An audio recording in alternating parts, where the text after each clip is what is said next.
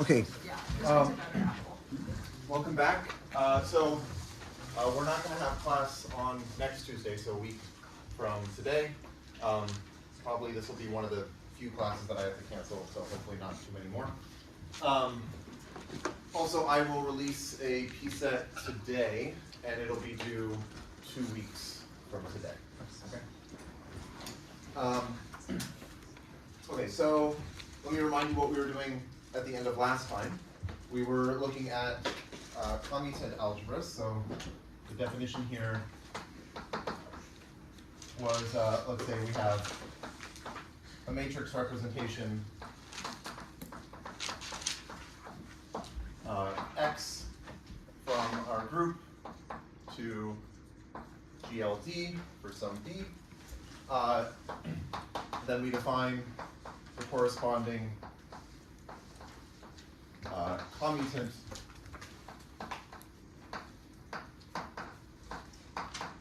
algebra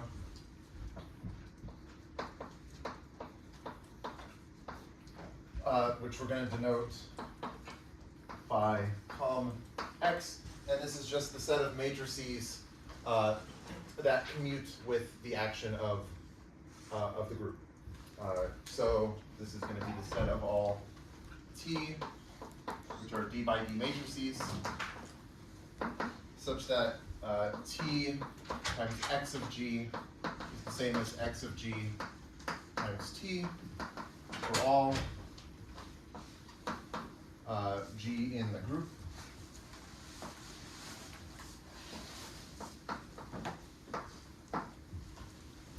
And then we had a very similar definition for the case where we're not looking at matrices, we just have a module, a G module V.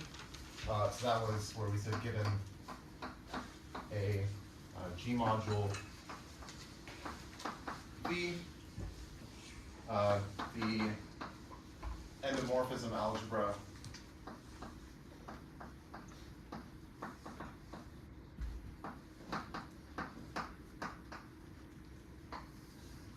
is end of V, which is, I mean, we can also, end of V, we can also write it as com of VV.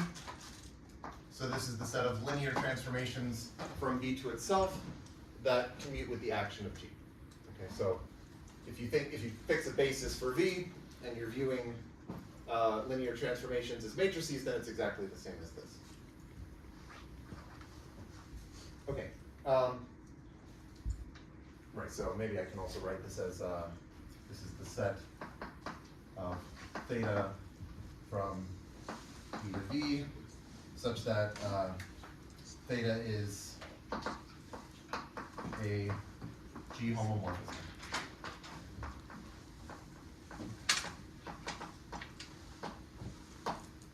Okay. So let's do an example. So let's suppose that, so we're going to fix our basis, and so we're looking at matrices. We'll have a matrix representation. And let's say that our matrix representation splits into two blocks. So we'll suppose X is a matrix representation such that, I guess I want to write it as like X of G is some block matrix where the first block is going to be X1 of G, and the second block is X2 of G, and we have zeros, and this is for all G in G. Okay, so each one of the matrices just decomposes in this way. And and I should say here, what are X1 and X2? Let's say that they are non-isomorphic, irreducible representations of G. Okay, so where X1 and X2 are non-isomorphic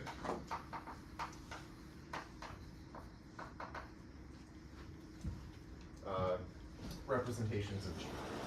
Irreducible representations. And oh, maybe I should say just a common abbreviation for irreducible representation is irrep. So I might just write irrep. So these are non-isomorphic irreps of G.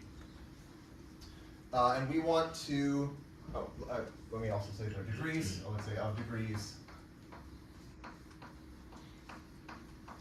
say D1 and D2. And we want to understand the commutant algebra. So okay, the question is, what is com x? So what we'll do is we'll say, okay, suppose we have some matrix T in the commutant algebra, and we'll write T as a block matrix where we're going to decompose it into blocks of these same sizes. So we'll write this as like T11, T12, T21, and T22. And the notation here is like, this is like D1, this is D2, this is D1, this is D2. Okay, so T11 is like a D1 by D1 matrix, just like how X1 of G is. And then this is a D2 by D2 matrix. And we want to say, okay, well, what would it mean to say that this is commuting with the action of G? So what does it mean for this to be in the commutant algebra? Well, if T is in comm of X, then well, we can write out what it would mean for this. Okay, so we want to say if Tx equals xt, and by this I mean like for each G, Tx of G equals x of gt. So if you write out what that means, you'll get this equation. You'll have T11 x1 and T12 x2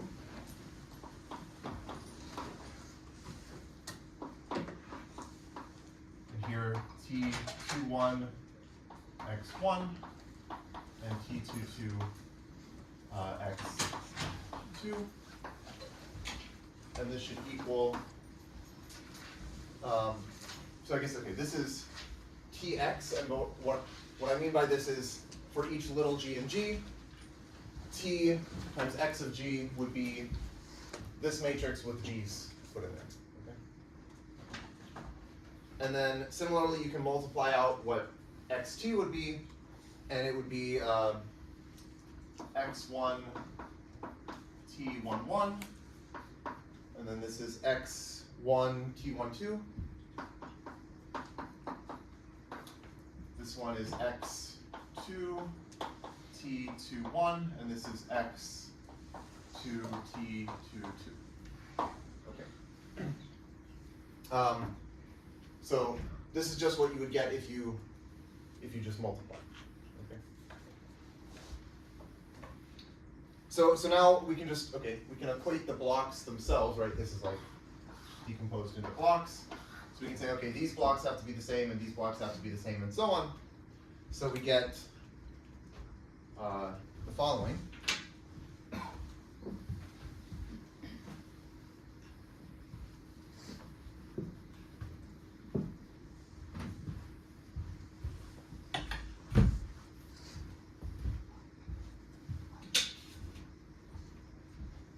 Okay, so first we get that T11 x1 equals x1 T11. Right? These two blocks are the same.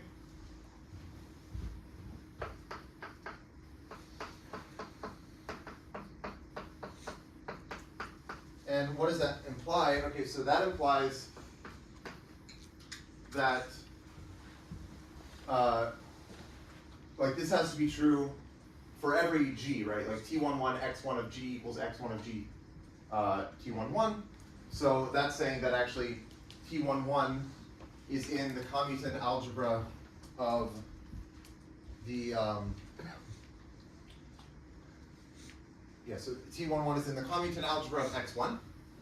Okay, but x1 is an irreducible representation. So we said, as a consequence of Schur's lemma at some point, that if you have, what are the matrices that commute with the action of an irreducible representation? Well, they're exactly just the scalar multiples of the identity. So this is saying that T11, viewed as a D1 by D1 matrix, is basically in the commutant algebra for x1, and since x1 is irreducible, that's saying that it has to be a scalar multiple of the identity. Okay, so this means T11 has to be of the form C1 times the identity matrix. This is the D1 by D1 identity matrix, and C1 is some scalar. Okay, does that make sense? Okay, then we can say, well, these two blocks have to be the same. So T12 x2 has to be the same as x1 T12. Okay, so that means that basically what this is saying is that T12 is, well, maybe I'll just write it down. T12 is in comm of is x1, x2. So what I mean by this is that, right, it's a linear transformation that commutes with the action of, or that transfers like this representation to this representation. Okay, but those are, okay, maybe I have this wrong. Anyway, the point is that these are irreducible, and if they're non-isomorphic, then there are no non-zero homomorphisms. Okay, so this is also a consequence that we saw at some point, where if you have non-isomorphic irreducible representations, then there are no non-zero homomorphisms between them. So this implies that T12 has to be 0.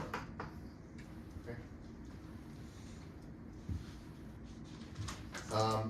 Similarly, T21 x1 is the same as x2 T21, and that also implies that T21 is 0.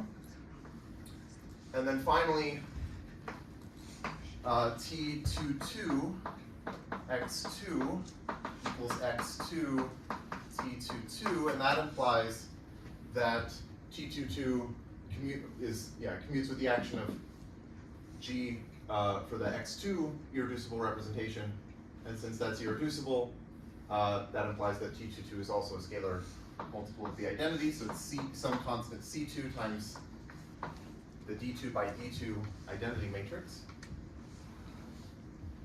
So in other words, we can write T as this block matrix where we have just a scalar multiple of the identity up here, and then zeros, and then a scalar multiple of the identity here.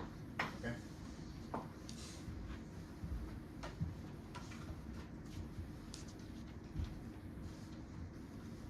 And okay, so this is true for any T that's in the commutant algebra, but also it's not hard to check that anything that looks like this is in the commutant algebra. So in fact, the commutant algebra is exactly the set of things that look like this.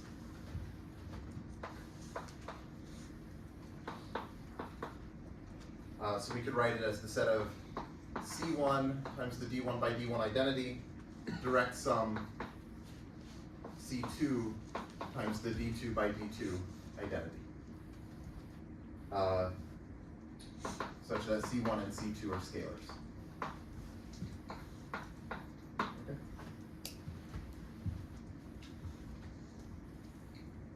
Okay, so this is an explicit calculation of a commutant algebra in the case when our representation is this direct sum of two non-isomorphic irreducible representations.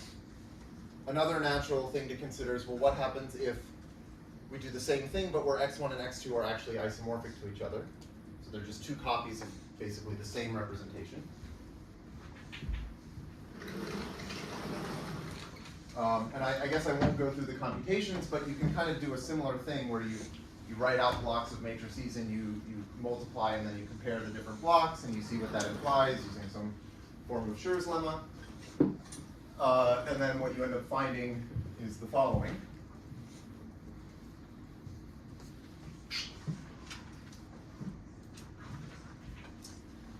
Okay, so the other example is, suppose x is, well, maybe I'll just write it as a direct sum. I'll write it as x1 direct sum x1. So these are the same irreducible representation. Okay.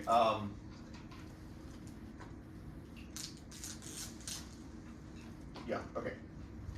Then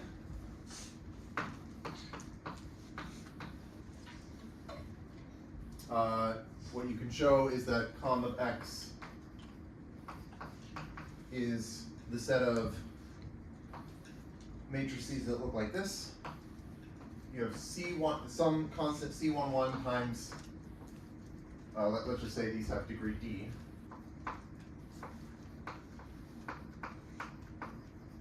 This is the same, this also has degree D. So it's going to be some scalar multiple of the D by D identity, and then some other scalar multiple of the D by D identity, and then some other scalar multiple of the D by D identity, and then some other scalar multiple of the D by D identity. So it looks like that, such that these scalars are any complex numbers.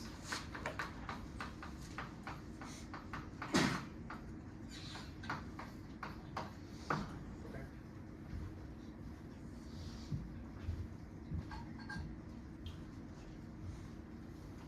Okay, so this matrix here is an example of what's called a tensor product or a Kronecker product of matrices. So let me define what that is. Basically, it's where you have two matrices and you kind of form a bigger matrix where you're inserting one matrix into the other matrix in some way. Okay, but here's the definition. So let's say we have some matrix A, and we'll say the entries are A, I, J. So as I and J go from, they just from 1 to n or whatever. And then we have some other matrix B. We let these be matrices. Then we can define their tensor product.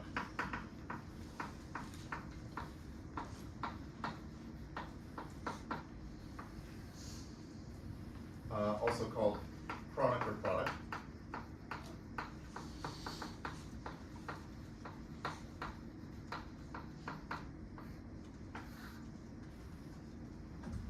And this is a bigger matrix.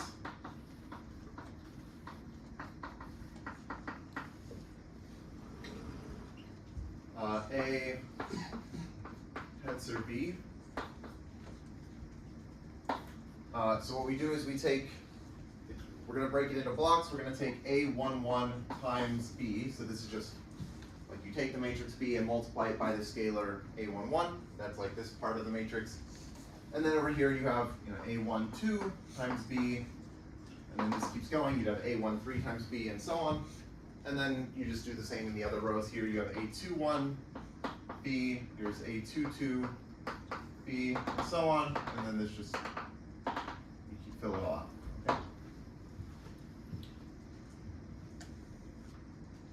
So another way of writing this example up here is to say thus, if x1 is irreducible, so it's an irrep of degree D,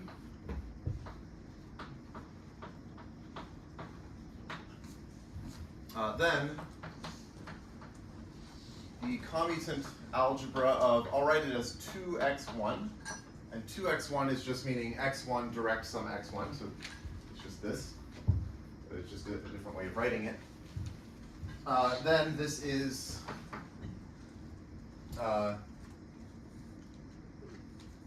So okay, maybe I should specify that, like, don't get confused between this as like this is the direct sum of x1 with itself, and it's not the same as like take x1 and then like evaluate it at g and multiply by the scalar 2. Like those are, it's not the same thing. But anyway, okay, so the commutant algebra of this is going to be the set of things of that form, which are just C11, C12, C22, or sorry, C21, C22, tensor product with the identity, where these are just, this is just any 2x2 matrix with complex entries. So in other words, it's also just the set of things of the form A tensor the identity such that A is a 2x2 matrix. Okay.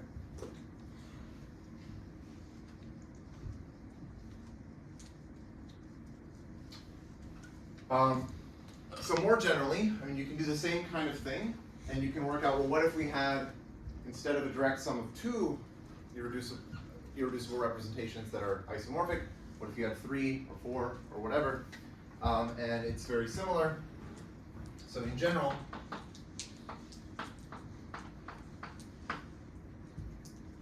and then you can also, so you can actually combine this example, you can combine it with this example where they're non-isomorphic, and you can say, okay, the most general thing here would be, what if we had, suppose that our representation x decomposes as this direct sum of m1 copies of x1, so this is like x1 direct sum with itself m1 times, and then direct sum with m2 x2, and so on, all the way to mk xk, where these are non-isomorphic irreducible representations. So x1 through xk are non-isomorphic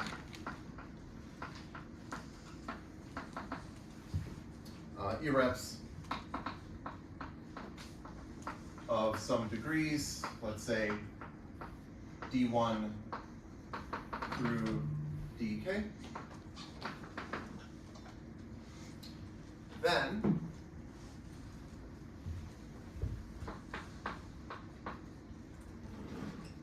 the commutant algebra of x ends up being the set of things of the form, I'll write it as direct sum from I equals 1 to k of some matrix M sub mi tensor I sub di such that M sub mi is in mat sub mi for all I. Okay, so all I'm saying here is for each one of these, so like when we had a direct sum of two isomorphic irreducible representations, the commutant algebra was just the set of things of the form a 2x2 matrix tensored with the identity. If instead we had 3 copies of the same irreducible representation, then we would just get 3x3 matrices tensored with the identity. If we had 4, we'd get 4x4 matrices and so on.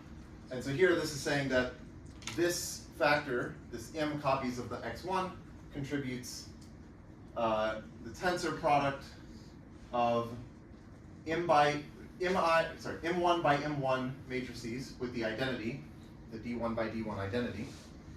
And so that's true when I is 1, but then we take the direct sum for all of these.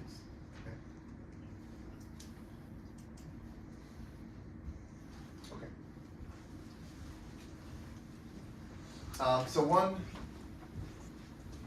consequence, which I'll just point out, is that hence,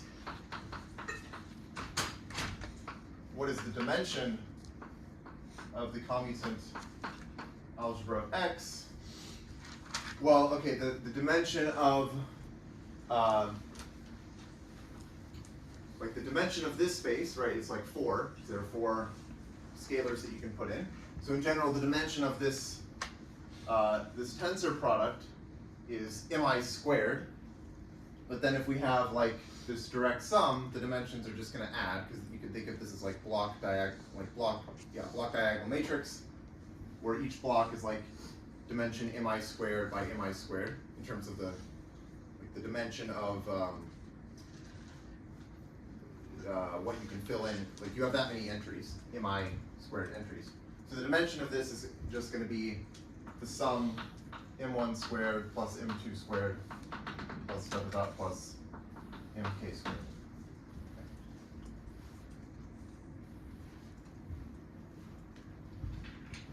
So this will end up being important for combinatorics. We haven't done like combinatorics yet. Hopefully we'll get there soon. But in the case of the symmetric group, we'll see that this sum of squares has interesting meaning.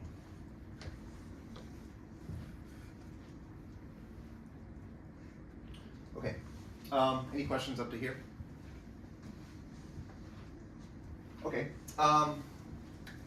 So we can also look at the center of an algebra, and we'll be interested in the center of the commutant algebra. Okay, so the center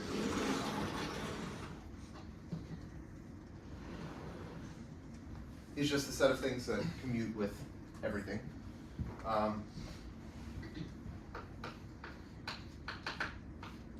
So the center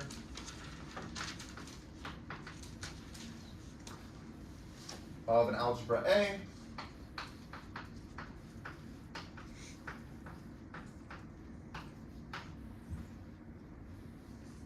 is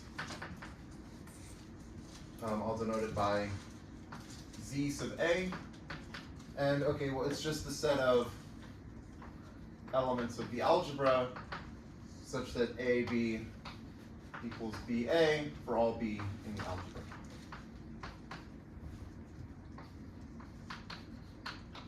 Okay.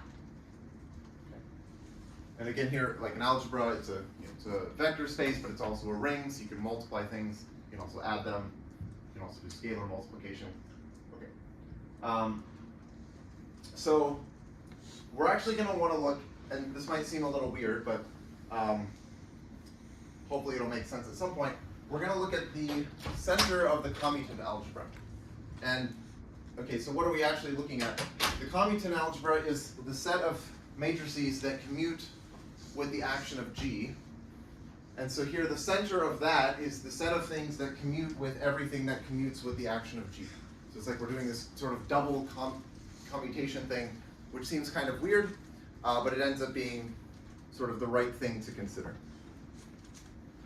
Okay, so, well first, okay, before we get to that, let me look at something a little simpler, which is, let's look at the center of just the algebra of d by d matrices, right? So just take all of the d by d matrices. This is an algebra because you can add them and multiply them. So here, the center of the algebra mat sub d is, okay, so it's z sub mat sub d, and this is just going to be the set of scalar multiples of the identity.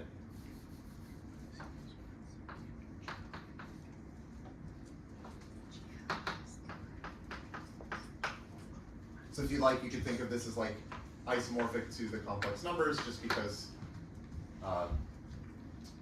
yeah, just the isomorphism is send C times the identity to just C.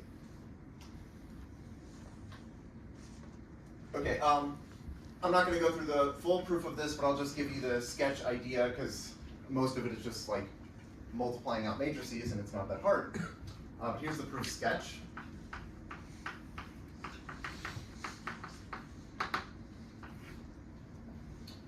Okay, so let's suppose we have something. Well, first of all, everything in here obviously is in the center. If you have a scalar multiple of the identity, you commute with with every other matrix. So we just have to show that everything in the center is of this form. So suppose we have some matrix C in the center.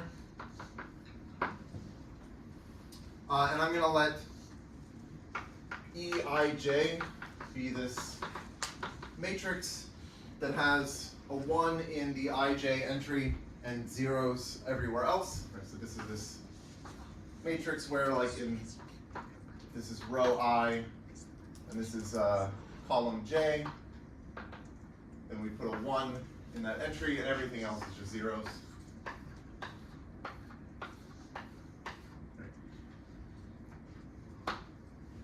Okay. Then all you do is you consider, okay, so because C commutes with every matrix, it commutes with all of these in particular. So what you do is you consider, I'll say consider the implications of these two equations. One is that if you take EII times C, that's supposed to be the same as C times EII, because C has to commute with it. So if you write out what this is, if you just take the matrices and you write out what it is, you'll see that it implies something about the matrix C. And then the other is if you take distinct I and J, then you can look at C times EIJ plus EJI. And that should be the same as EIJ plus EJI times C. And again, if you write this out, you multiply it out, you see what it implies. And together, you'll find that this implies that actually the matrix C has to be just a scalar multiple of the identity. Okay? This is for I not equal to J. So that's the proof sketch. Again, the rest is just like you multiply matrices and you just compare coefficients, and you see a lot of things have to be 0. And then the things that are not 0 have to all be on the diagonal, and they have to be the same. Okay, so now, that's the center of all of the matrices, but now we're going to study the center of the commutant algebra of a representation. So first, let me write one lemma, which is sort of a basic lemma about direct sums and tensor products.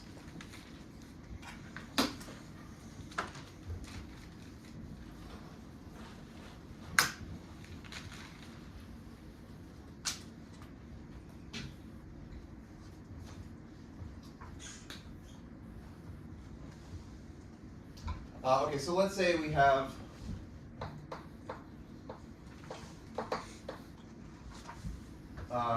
some matrices A and X, and these are D by D matrices, and maybe we have some other matrices B and Y, and these are also matrices, let's say these are D by D, these are F by F for some positive integers D and F. Then we have the following. If you take A direct sum B, and then you multiply it with X direct sum Y, okay, well think of this as like, this is a block matrix where you have blocks A and B. This is a block matrix where you have blocks X and Y, and if you just multiply them, it's not hard to check that this is actually the same as if you just multiply AX, and then you take the direct sum with BY. Okay? And then the second thing is similar, but for the tensor product. So if you take a tensor B, you multiply it by X tensor Y. Okay, so this makes sense because like this is a df by df matrix, and this is also a df by df matrix, so you can multiply them. And this ends up being the same as just AX tensor BY. And that also makes sense because AX is a D by D matrix, by is an f by f matrix, or sorry, so their tensor product is df by df, so that at least the sizes of the matrix are what they're supposed to be for this to make sense. Okay, I'm not going to prove this. This is just you multiply matrices and it's not that hard. But we're going to use this to understand the center of the commutant algebra. So now, let's suppose that we have some matrix C in the center of the commutant algebra. I guess I'm using X in two different ways. Here X was a matrix, here X is now going to be a representation. So X is some matrix representation where X is a representation of a finite group G. Okay, then, well, what does that mean? So just explicitly, that means that CT equals TC for every T in the commutant algebra.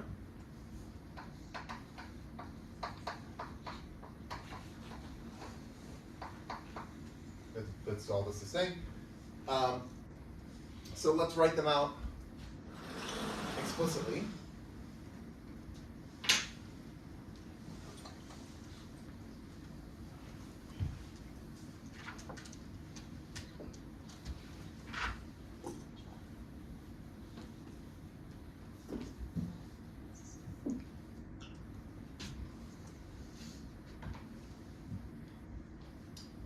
So let's write T. Okay, well, we can write T as in this form. I guess I'm going to assume that X, let's say X looks like this. So we've shown that every representation looks like this because, right, we proved that every representation of a finite group is completely reducible, so you can break it up into this direct sum of irreducible representations. So if we write it like this, then we just show that T, which is in the commutant algebra, has this form. It's a direct sum from I equals 1 to k of some matrix M sub mi tensor with the di by di identity. Okay. Okay, and similarly, well, C is also in the commutant algebra, right? Because it's in the center of the commutant algebra, so that's also in the commutant algebra. So we can also write C in a similar form. Let's say C sub mi tensor I sub di, where, okay, so M sub mi is some mi by mi matrix, and C sub mi is some mi by mi matrix. Then what happens if we just write out what this is? Like we just take CT equals TC and we write it out in terms of the direct sum of tensor products. We find that CT is, well, let's write it like this. It's this direct sum. Yeah, I'm just going to copy this thing. C sub mi tensor I sub di. We multiply that by the direct sum from I equals 1 to k of m sub mi tensor I sub di. Okay, I didn't do anything fancy here. But then we say, well, a product of direct sums is just the same as the direct sum of the products. Okay, here I did it for a pair of matrices and a pair of matrices, but it also works if you have a direct sum of k matrices and a direct sum of k matrices. So this is just going to be, instead of the product of the direct sum, we can write it as the direct sum of the products.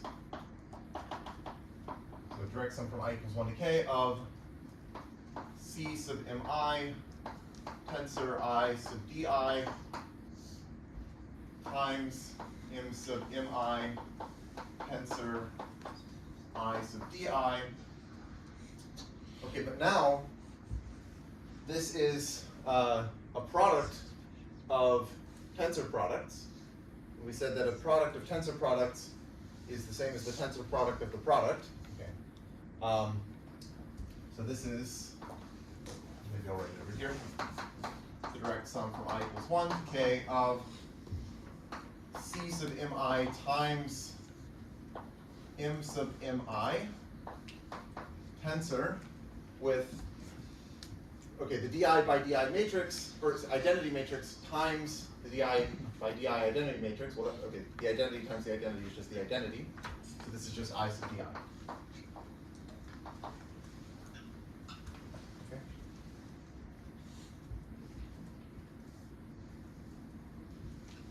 Okay. And then, okay, so that's CT, but we want to say, well, this is supposed to be equal to TC.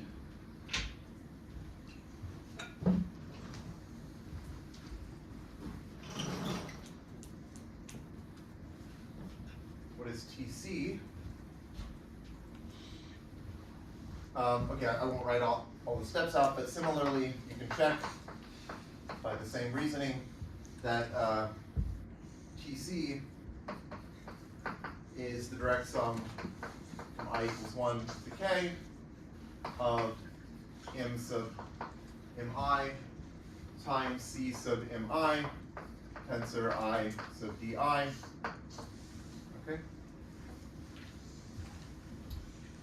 And okay, so this is like a bunch of blocks, and it's supposed to be equal to this bunch of blocks. So in order for them to be equal, all the blocks individually have to be equal. And in order for this block to be equal to that block, that's really the same as saying that actually CMI times MMI is the same as MMI CMI. Okay? So the fact that this equals this is really the same as saying that, so I'll just say, okay, so CT equals TC. The fact that this is true for all t in column of x, this is equivalent to, so maybe I'll write it as like, if this is true, if and only if C sub mi, m sub mi equals m sub mi, C sub mi for all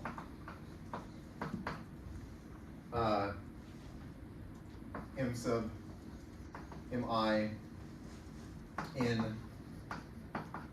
mat sub di. This should be true for all I. Okay? Right, I'm just saying that the fact that this holds for all t means that we should have this for all matrices m sub mi. Okay, well, all that's saying is that C sub mi is in the center of mat sub di. Right? We're saying that C sub mi, this matrix here, commutes with every mi by mi, or sorry, every di by di matrix. Okay? And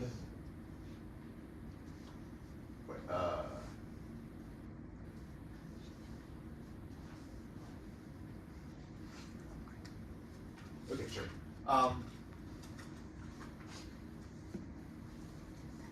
Maybe my indices are a little weird. Whatever. Okay, it's probably fine. Okay. Anyway, the point is that this is if and only if C sub mi is in this center, mat sub di, for all I. Okay, but then we said the center of this, we had the lemma over, or the proposition, whatever, saying that this center is actually just scalar multiples of the identity. So we just need this to be a scalar multiple of the identity for each I. So really what that's saying is that, so C is in the center of the commutant algebra, if and only if C can be written as a direct sum, say from I equals 1 to k, of some scalar Ci I sub mi tensor I sub di, right? So this is just saying that C sub mi has to be a scalar multiple of the identity here. Okay, and then finally this simplifies a little bit more because this tensor product is actually just like I sub mi tensor I sub di is just the mi di identity matrix.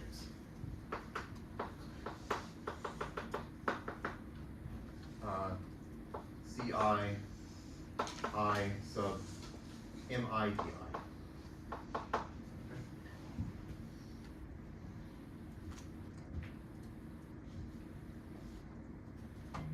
Okay, let me try to summarize what we've done in one theorem here.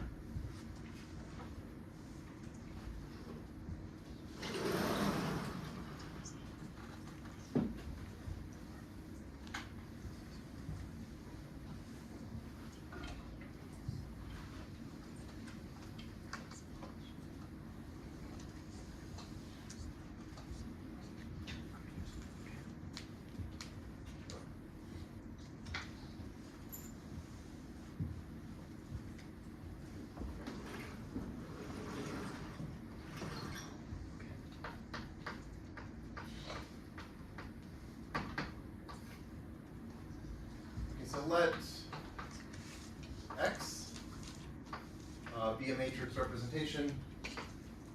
I'll just say representation of G.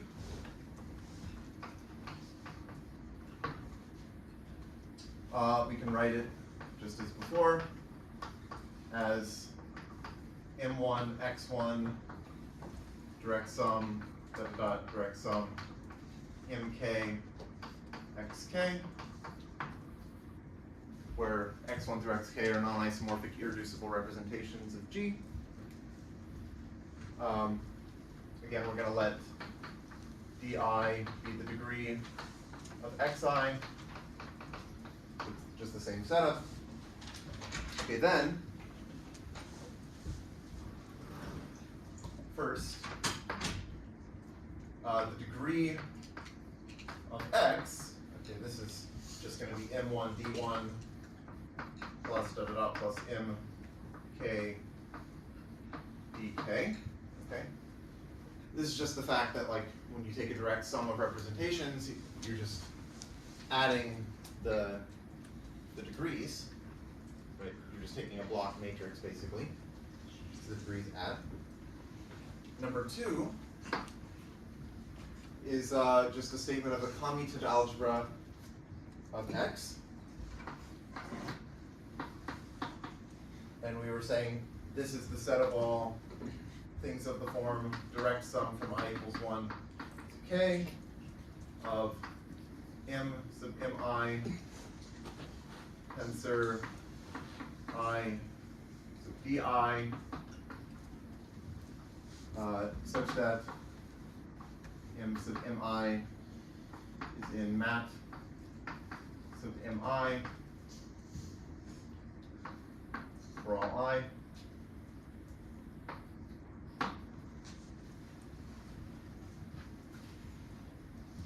Okay, maybe I should take a pause here to say I actually don't like this notation because like the mi's are numbers. So you can imagine like if m1 and m2 are both 7, then technically what this is saying is like m sub m1 is like m sub 7, but then m sub m2 is also m sub 7. So they look like the same thing. I kind of don't like that. I'm just going to go with it. I was just copying what the book had, but like I think, okay, maybe it's not that confusing, but I just wanted to pause to say I don't actually like this notation. Anyway, okay, but I think it's clear what it means. Okay, 3. Okay, the dimension of the commutant algebra is just, okay, we have that over there. It's m1 squared plus da da da plus mk squared. And then we had the center of the commutant algebra is Z sub com X. This is the set of direct sums from I equals 1 to k of Ci times I sub mi di. That's what we had just there. And this is for Ci is a complex number for all I. And then finally, the dimension of the center of the commutant algebra is just k. Okay, and the reason it's like the dimension, if you think of it as like a vector space, it's just because you have one choice of your scalar C sub I for every I, and there are k of these. So the dimension of Z sub com X is k. So it's the number of different irreducible representations. I guess also that is assuming that the MIs are all positive, correct? Because if there was some MI that was 0, like let's just not worry about if it's 0, because then we didn't have to include it in this sum. But if it was 0, then okay, this would actually be like the 0 matrix, 0 by 0 matrix, so then you're not actually adding to the dimension there. Okay. But assuming all of the MIs are positive, then this is true.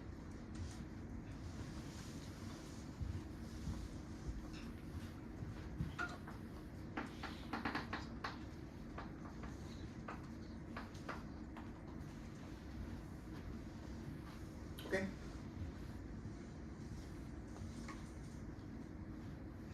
Okay, we could also just rewrite this in terms of modules. Maybe I won't write out the whole thing in terms of modules. It's basically the same thing. You just, instead of fixing a basis and working with matrices, you just have modules. But I will write one thing, just so that I have it written down, which is that if V is a G module and I don't know,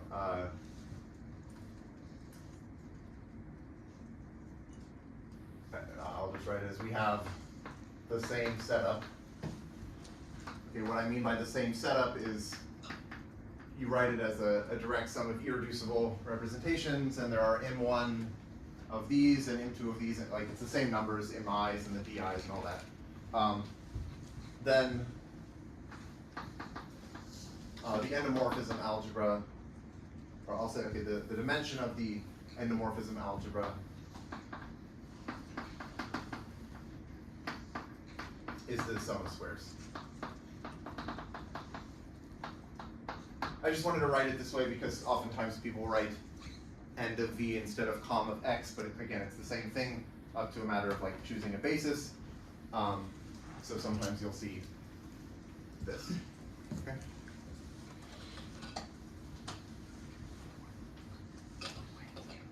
So again, if you have a G module, then it will decompose into irreducible G modules. Each one appears with some multiplicity, and the sum of the squares of those multiplicities is the dimension of the endomorphism algebra of V.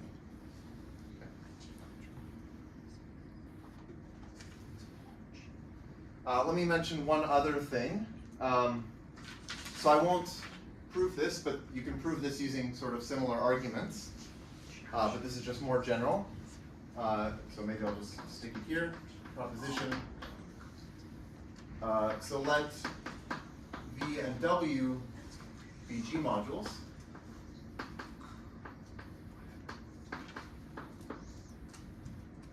Let's assume that V is irreducible, but not necessarily W.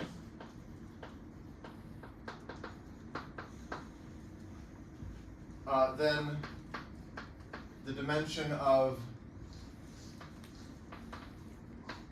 comm of V W is the multiplicity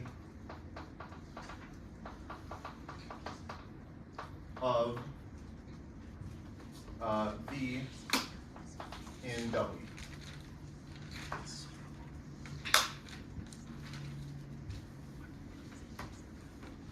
So I guess like, well, if V and W were equal, they're the same irreducible representation. Okay, well then you would have end of V, and we're saying that, okay, like the multiplicity of V in itself is 1. So this would just say that the dimension is 1 squared, which is 1, and that's agreeing with what this is saying. So this is, in the case when V is irreducible, this is like a special case of this, but this is also useful.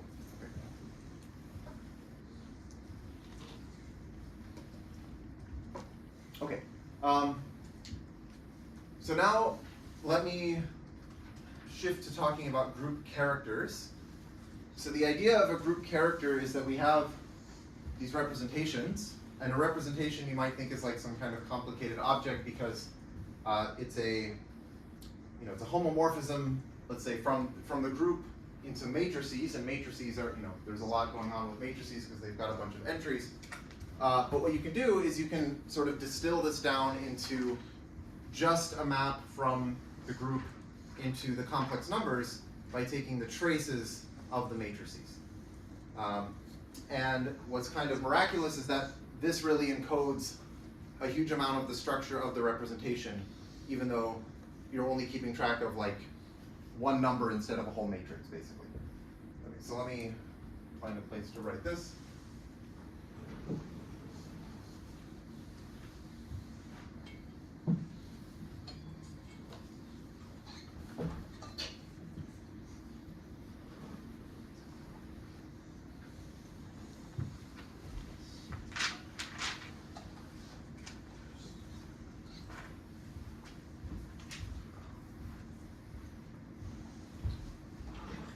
This will be group characters.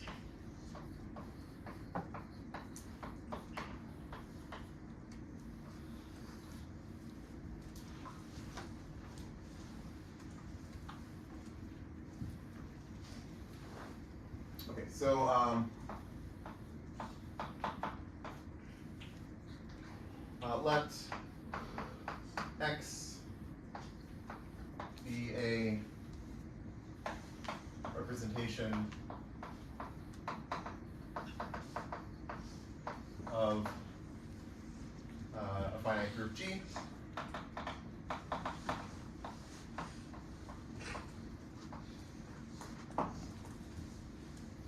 Then the character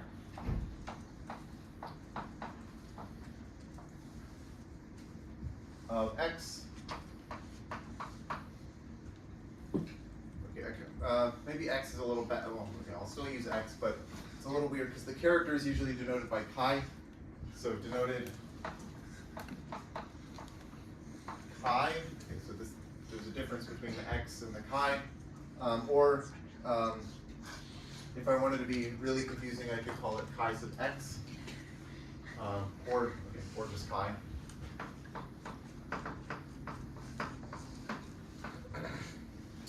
Okay, so what is this? This is the map. It's going to be a map from the group to the complex numbers, and it's given by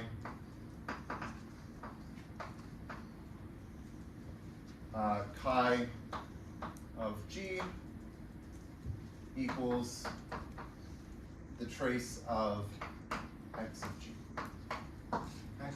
So again, X is a map from the group into, say, D by D matrices. And so here we're just saying, okay, well, take that matrix and then take the trace. So the sum of diagonal entries. And okay, so this is the character, and again, the strange thing, or sort of the very nice thing, is that this encodes a lot of the information about the representation. Maybe I'll also give the same definition, but for modules. Okay, so if V is a G module.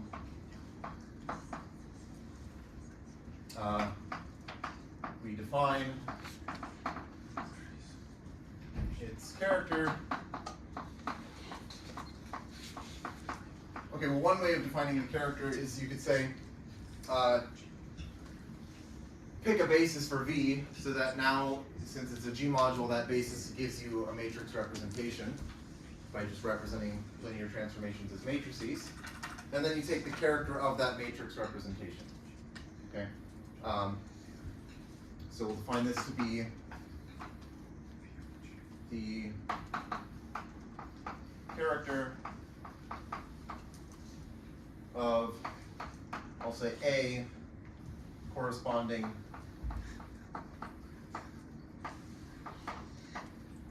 matrix representation of G.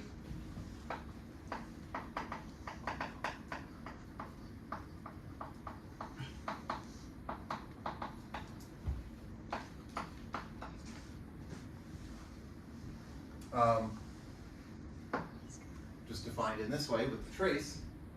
And so maybe one thing that you might worry about is, I've chosen a basis, and you might say, okay, well, does this depend on the choice of the basis? So actually, it doesn't. Can someone say why this doesn't actually depend? Like, why is this well defined?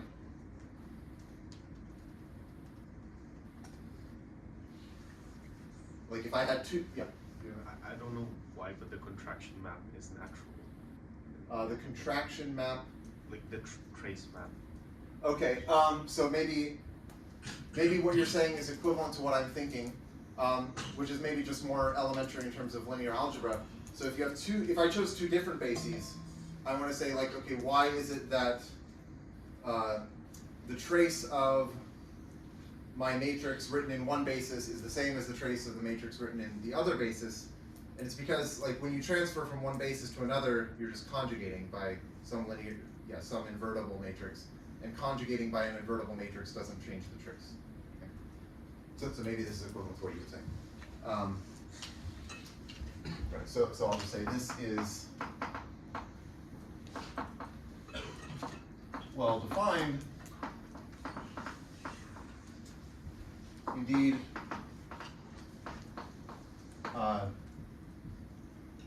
choosing, different matrix representations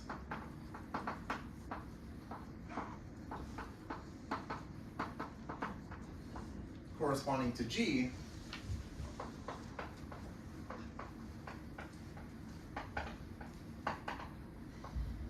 or not to G, to V, corresponding to V, right? So you can have different matrix representations by choosing different bases, but these are related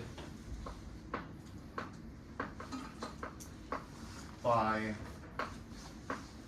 conjugation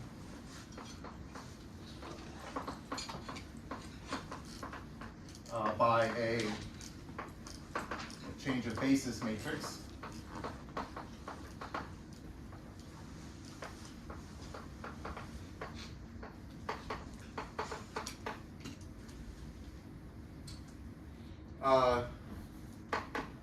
Which does not change the trace.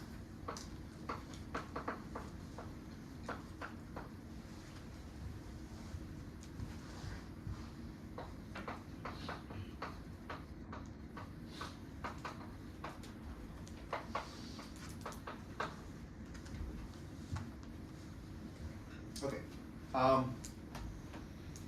Maybe I'll give a couple examples in just the last few minutes.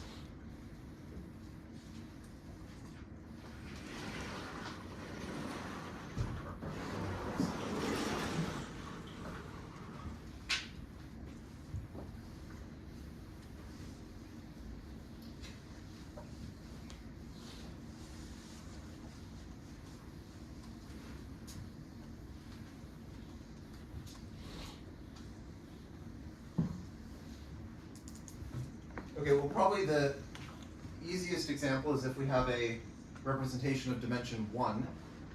In that case, it basically just is the same as its character, because, right, so if let's say if the degree of x is 1, okay, well then x is a map from G into, instead of 1 by 1 matrices, a 1 by 1 matrix is just the same as a complex number, it's just you have parentheses, but who cares? And so then, really, when you take the trace, okay, you're just taking that entry, so it's like the same thing. Then, I guess I'll just say like x equals pi sub x, and again, the assumption here is that I'm identifying 1 by 1 matrices with the complex numbers. This is a map into the 1 by 1 matrices, this is a map into the complex numbers, but like they're the same. Okay. Maybe I'll do one other example. So let's take the representation of, right, so well, let's take Sn. Sn acts on 1 through n, just like in the obvious way by permuting, just by the standard action.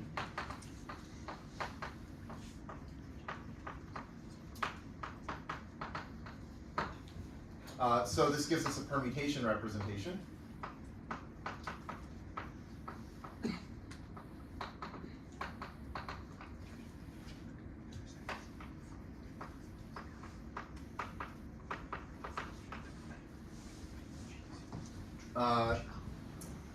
So we get a permutation representation where each permutation